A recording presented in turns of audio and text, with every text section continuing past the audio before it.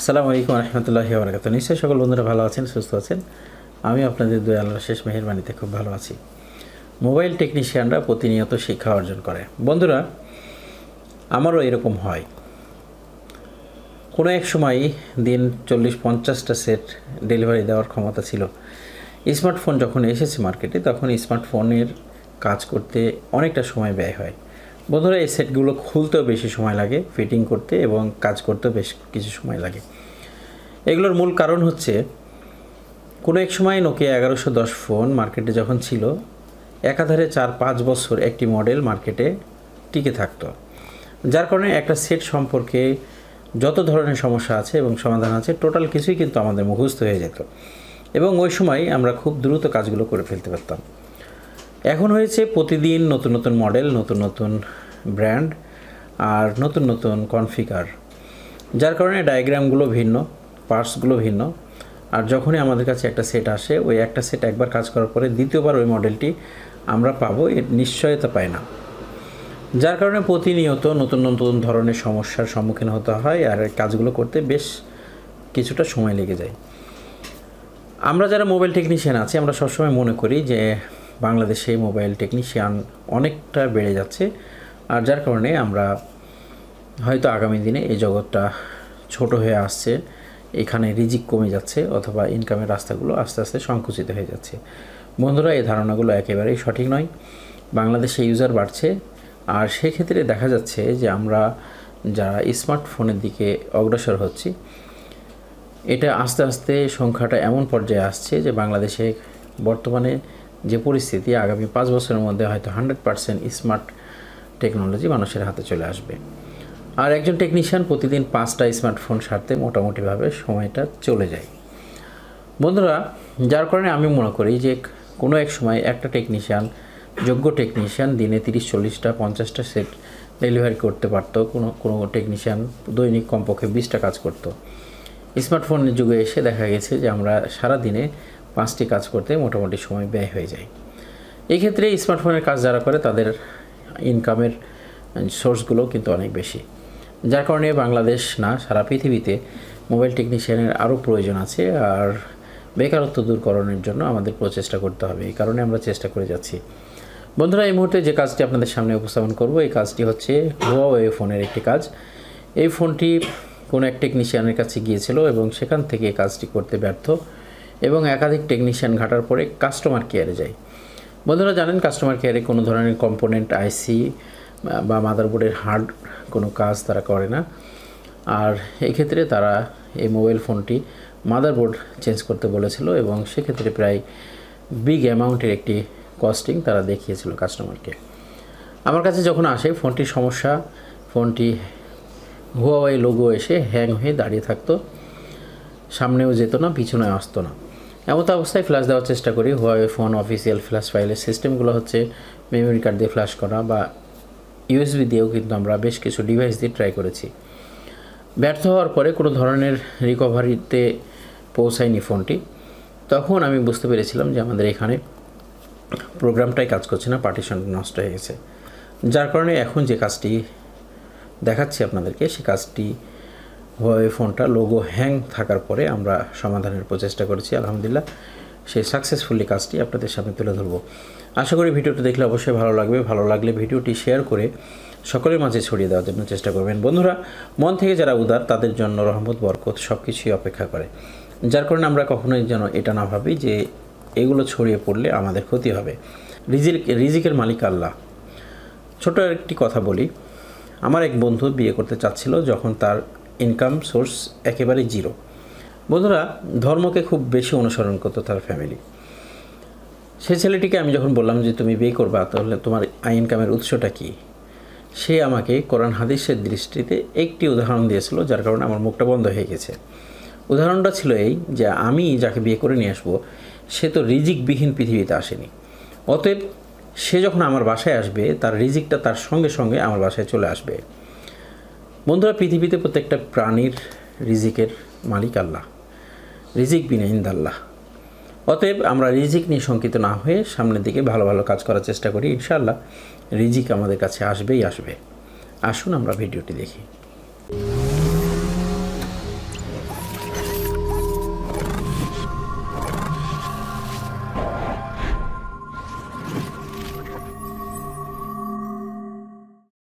বন্ধুরা, কাজের দিকে অগ্রসর হব তার আগে ছোট্ট একটি মেসেজ, সেটা হচ্ছে টেকনিশিয়ান ভাইদের বিশেষ অনুরোধে একদিনের আমরা ইজি জেটেক প্লাস বক্সের কাজ নিয়ে প্রশিক্ষণ কর্মসূচি হাতে নেওয়া হয়েছে, যেটা আগামী 5 এপ্রিল 2019 শুক্রবার সারাদিনব্যাপী আমাদের এই প্রশিক্ষণ কর্মসূচি চলবে। এবং যারা জেটেক প্লাস বক্স ইউজ করছেন এবং নতুন ক্রয় করেছেন, এই কাজগুলো সম্পর্কে এখনও ভালোভাবে বুঝে উঠতে পারছেন না, একেবারেই যারা দুর্বল, তাদের জন্য বিশেষভাবে আমরা এই সুযোগটি দেওয়ার চেষ্টা করছি। আগামী 1 এপ্রিলের মধ্যে আপনারা বুকিং করতে পারবেন আসার জন্য। আর আশা করি এই প্রশিক্ষণটা নিলে ইজি জেটেক প্লাস বা ডেড বুট রিপেয়ার, পার্টিশন রিপেয়ার সম্পর্কে টোটালি ক্লিয়ার হতে পারবেন। বন্ধুরা, আমরা কাজের দিকে অগ্রসর হব। প্রথমেই আমাদের এই কাজটি সাকসেস করার জন্য যেটা করতে হবে সেটা হচ্ছে আমরা পিন আউটস দেখতে পাচ্ছি। যেহেতু হুয়াওয়ে ফোন, আমরা পিন আউটস এখানে দেখতে পাচ্ছি। আমাদের এখানে আছে ক্লক, এটা হচ্ছে ডাটা 0, আর এখানে হচ্ছে সিএমডি 1.8 ভোল্ট, গ্রাউন্ড আর 2.8 ভোল্ট। এই 6টা কানেকশন আমাদের কী করতে হবে বন্ধুরা? 6টা কানেকশনের মধ্যে এখানে আমরা সবসময় যেটা দেখে থাকি সেটা হচ্ছে সিএমডি কানেকশনটা আমাদের জন্য একটু কঠিন হয়ে যায়। সিএমডি কানেকশন আমরা এখানে একটু সহজেই দেখতে পাচ্ছি, কিন্তু আমাদের ডাটা বা ডাটা 0 যেটা বলা, এই কানেকশনটা আমরা খুব শক্তপোক্ত একটি জায়গায় দেখতে পাচ্ছি, যেখানে আমাদের পেস্টিং দেওয়া আছে, কালো পেস্টিং। বাস্তবিক ক্ষেত্রে এখানে যে পিকচারটা আছে, পিকচারের চাইতে ফোনের কানেকশনটা আরও খারাপ ছিল। আর যেটা আমরা এখান থেকে লাইনটা বের করতে আমাদের বেশ কিছু বেগ পেতে হবে। আর এখানে ভিজিবল কোনো লাইন নেই ডাটাতে। এখান থেকে ভিতর দিয়ে যে কানেকশনটা গিয়েছে সেটাকে আমরা এখান থেকে কালারগুলো উঠিয়ে তারপরে কাজ করতে হবে। তো প্রথমে আমাদেরকে এখানে কালো পেস্টিংটা উঠাতে হবে, তারপরে যে কালার আছে কালার উঠিয়ে আমাদেরকে লাইনটা ভিজিবল করতে হবে, তারপরে আমরা কানেকশন দিয়ে কাজ করতে পারবো। আর এই কাজটি আমাদেরকে এই মুহূর্তে করতে হবে। আমরা পিন আউটসটা করে নিই, পিন আউটস করার পরে আমরা ইনশাআল্লাহ রেজাল্টটা দেখে নেব। এই মুহূর্তে আমরা পিন আউটসের কাজ করব। পিন আউটসের কাজ করাটা আসলে একটু ধৈর্যশীলদের কাজ বলে আমি মনে করি, কারণ পিন আউটসের সিএমডি আর অনেক সময় ডাটা যে লাইনগুলো আছে এগুলো এমন এক জায়গা থেকে লাইনগুলো কানেকশন আসে, যেটা অ্যাকুরেটভাবে কাজ করাটা খুব মুশকিল হয়ে পড়ে।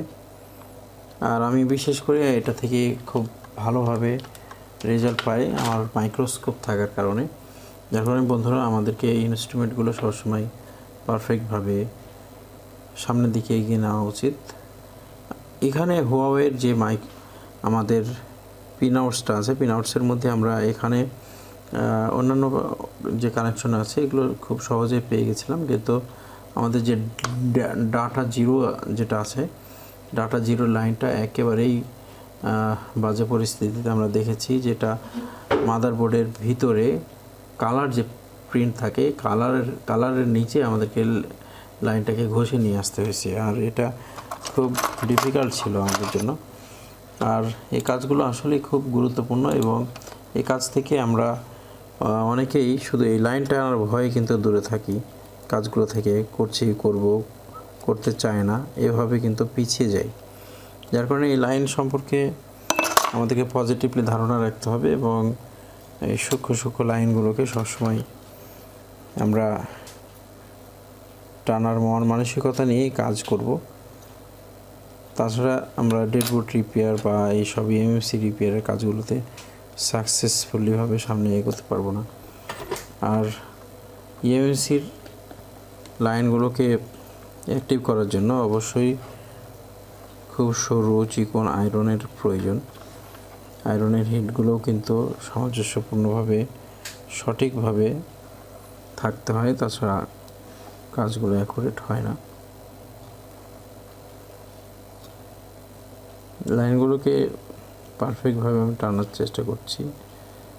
মাদারবোর্ডের কালার যেগুলো আছে কালারগুলোকে ঘষে তুলতে হচ্ছে, তারপরে আমরা ভিতর থেকে যে লাইনটা পেয়েছি, এটা বাইরে কোনো ধরনের টেস্ট পয়েন্ট ছিল না এগুলোর। আর এক্ষেত্রে টেস্ট পয়েন্টও নেই, আর আদার্স কোনো কম্পোনেন্টও নেই যে কম্পোনেন্টের মাধ্যমে লাইনগুলোকে আমরা বাইরে অন্য কোথাও থেকে কালেকশন করব, যার কারণে একটু চ্যালেঞ্জিং হয়ে যাচ্ছে কাজটি।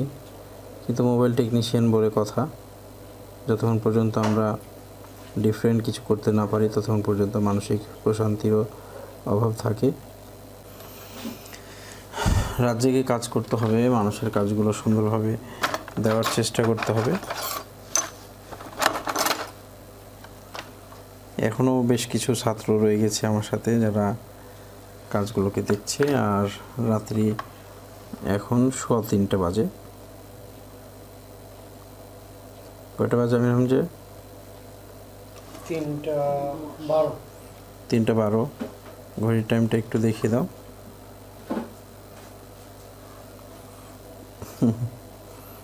আশ্চর্য হওয়ার কিছু নেই। গতকালকে ঘুমিয়েছিল কতক্ষণ?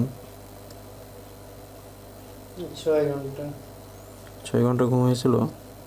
6 ঘন্টা না, 4টার সময় তো গেছি। আসলে আমি ঘড়ির টাইমটা খেয়াল করি না।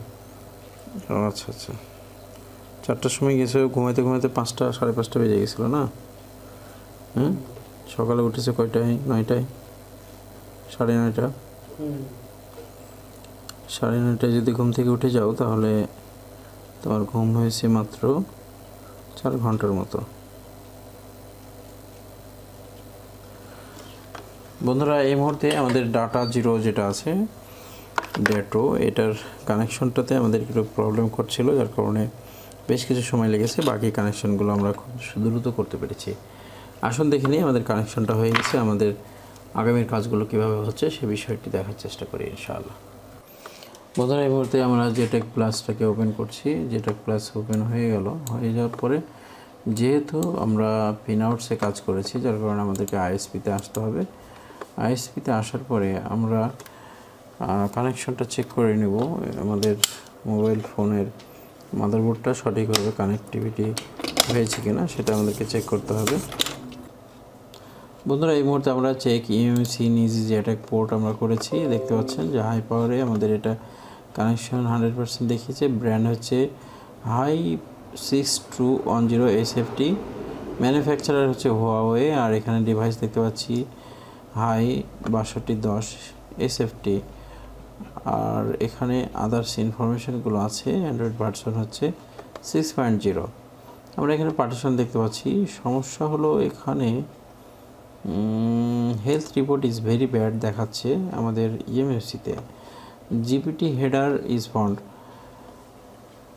বন্ধুরা, সব কিছুই ঠিক দেখতে পাচ্ছি, কিন্তু মূল সমস্যা হলো ফোনটির আমাদের হ্যাং লোগো হয়ে থাকে। সেটটি হ্যাং লোগো আমাদের ফোনটি অন হওয়ার সময় হুয়াওয়ে লোগো আসার পরে আর সামনের দিকে অগ্রসর হয় না।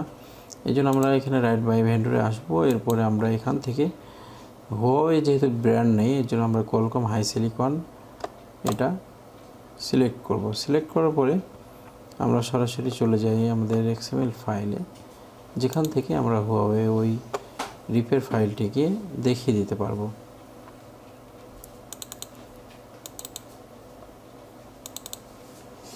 বন্ধুরা, দেখতে পাচ্ছেন ক্যাম হুয়াওয়ে Y62, এটা হচ্ছে ক্যাম L21 মডেল। এখান থেকে আমরা রেড স্নো কালেক্ট করলাম। এখন আমরা এটাকে রাইট করব। রাইট করলে আমাদের এটা কমপ্লিট হয়ে যাবে ইনশাআল্লাহ। দেখতে পাচ্ছেন যে ইরোর দেখিয়েছে, মেনটাইম ইরোর। ক্রিয়েটিং জিপিটি পার্টিশন, আমরা পার্টিশনটাকে একটু দেখে নিতে হবে।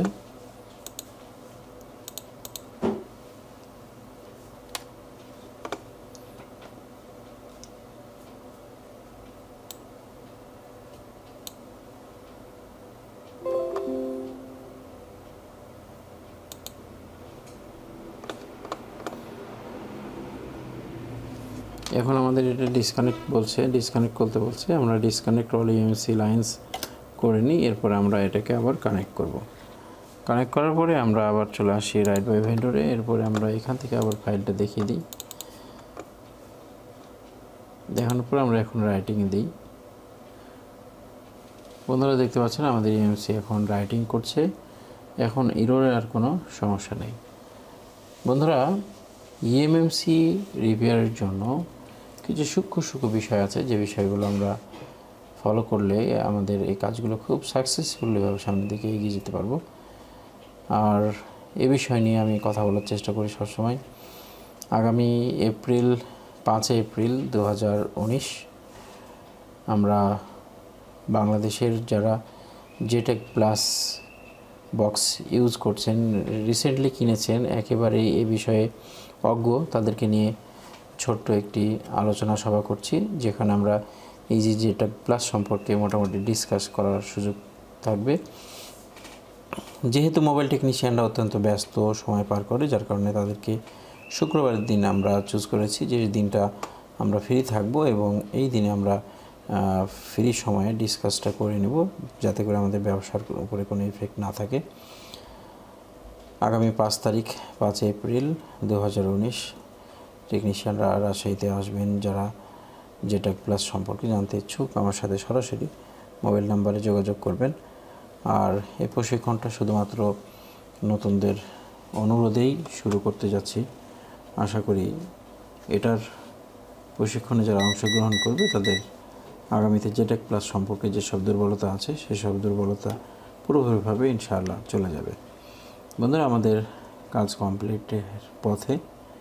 আমরা এখন দেখতে পাচ্ছি যে আমাদের ফাইলগুলো একে একে প্রত্যেকটা ফাইল এখানে রাইটিং হয়ে গেছে কোনো ধরনের ইরোড ছাড়াই।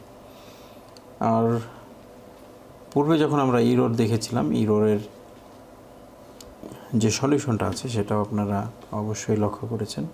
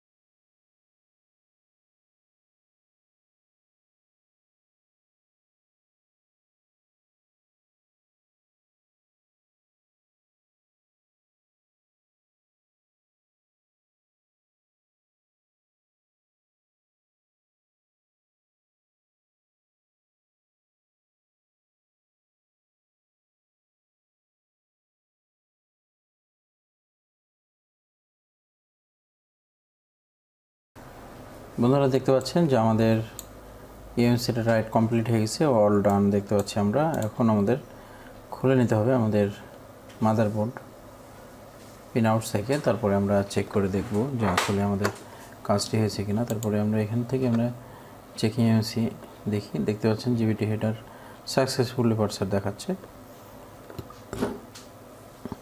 তার মানে এটা আমাদের কমপ্লিট হয়েছে। আমরা এখানে দেখতে পাচ্ছি কমপ্লিট রেজাল্ট।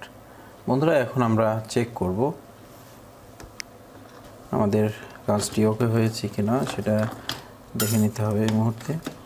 আমরা ফার্স্ট টাইম এটাকে খুলে নেব, তার আগে আমরা দেখে নিই যে আমাদের ব্যাটারিতে চার্জ আছে কিনা। চার্জ দেখতে আমরা অবশ্যই মাল্টিমিটারের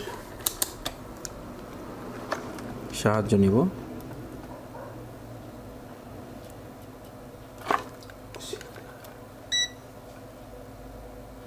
দেখতে পাচ্ছেন আমাদের মিটারে 3.7 ভোল্ট দেখাচ্ছে।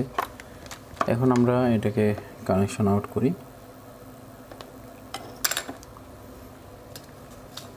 আমরা এখান থেকে কানেকশনগুলো পুরোপুরি না খুলেও চেক করতে পারবো ফোনটি আমাদের অন হয়েছে কিনা।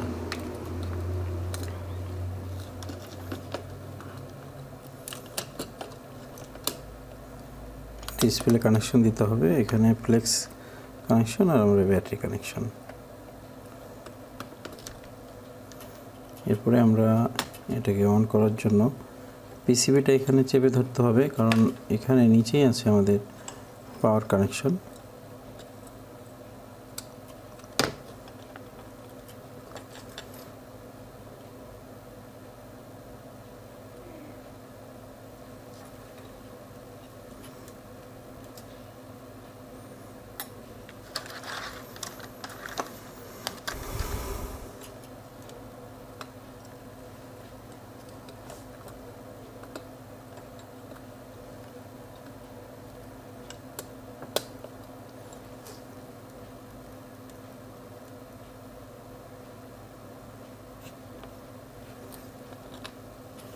দেখতে পাচ্ছি আমাদের ফোনটি অন হয়ে গেছে। এখন আমরা এটা পুরোপুরিভাবে পাচ্ছি কিনা সে বিষয়টি দেখার চেষ্টা করব ইনশাআল্লাহ।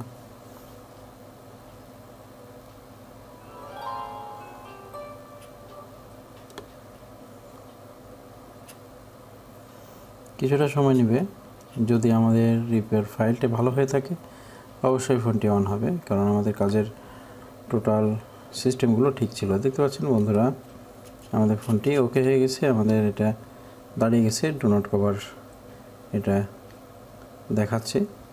ফোনটা আমাদের কমপ্লিট প্রোগ্রাম চলে আসছে। এখানে আমাদের সেন্সরের লাইনে একটু সমস্যা হয়ে আছে, যার কারণে এটা দেখাচ্ছে ইনক্রিপশন আনসাকসেসফুল দেখাচ্ছে। এটা আমরা ফোনটা রিসেট করলে আমাদের এটা কমপ্লিট হয়ে যাবে। বন্ধুরা দেখানোর চেষ্টা করলাম একটি গুরুত্বপূর্ণ বিষয়। বন্ধুরা সুন্দর একটি কাজ দেখানোর চেষ্টা করলাম। সব সময় ভিউয়ার্সরা বলে থাকে যে ভিডিওগুলো ছোট করার চেষ্টা করুন। বন্ধুরা এই প্রোগ্রামটা রাইটিং করতে প্রায় আমাদের 1.5 ঘন্টার উপরে সময় লেগেছিল। আর যখন রাইটিং করতে গিয়ে যখন আমাকে দেখিয়েছে মোটামুটি 1 ঘন্টারও বেশি সময় রিমেনিং দেখিয়েছিল, ওই সময় আমি কাজটি এখানে করতে গিয়ে দেখছি যে রাত্রি 4:15 বাজে। আর 4:15টার সময় আমি কাজটা কম্পিউটারে দিয়ে বাইরে গিয়েছি। আমাদের এখান থেকে 7 কিলোমিটার দূরে টার্মিনালে গেলাম। টার্মিনালে গিয়ে ওখানে কিছু নাস্তা পানি করলাম। ফজরের আগ মুহূর্তে এসে আবার কাজটি কমপ্লিট নিলাম। এভাবে কাজগুলো করতে হয় বন্ধুরা। এত বড় একটি ভিডিও কিছু জায়গায় স্পিড করেছি বেশি, কিছু জায়গায় কাট করেছি, তারপরে মোটামুটি একটি পর্যায়ে এসছে যেটা আমি আপনাদের সামনে উপস্থাপন করার চেষ্টা করলাম। ভিডিও সবসময় ইচ্ছা করলেও ছোট করা যায় না, কিছু কথা থেকেই যায় যে কথাগুলো বলতে হয়, বলতে ইচ্ছা করে, আবার আপনাদের মধ্যেও অনেকে শুনতে চায়। বন্ধুরা হার্ডওয়্যার সফটওয়্যার দুটোর সমন্বয়ে যখন আমরা কাজ করব, কাজগুলো আমাদের সুন্দর হবে, নিখুঁত হবে এবং কাজের সাকসেস হওয়ার সম্ভাবনা অনেকটাই বেড়ে যাবে। আশা করি ভিডিওটির মাধ্যমে আপনাদের ভালো লেগেছে। ভালো লাগলে সুন্দর একটি মন্তব্য করবেন। সকলে ভালো থাকবেন, সুস্থ থাকবেন। আসসালামু আলাইকুম ওয়া রাহমাতুল্লাহি ওয়া বারাকাতুহু।